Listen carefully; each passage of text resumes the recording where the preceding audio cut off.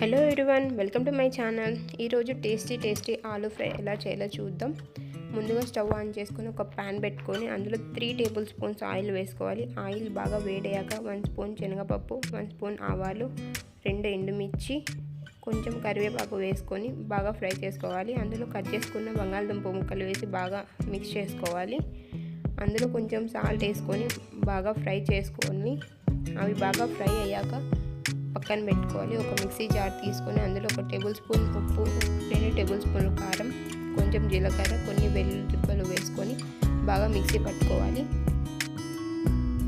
ఆ మిశ్రమాన్ని మొత్తం బంగాళదుంపల ముక్కల్లో వేసుకొని బాగా మిక్స్ చేసుకోవాలి.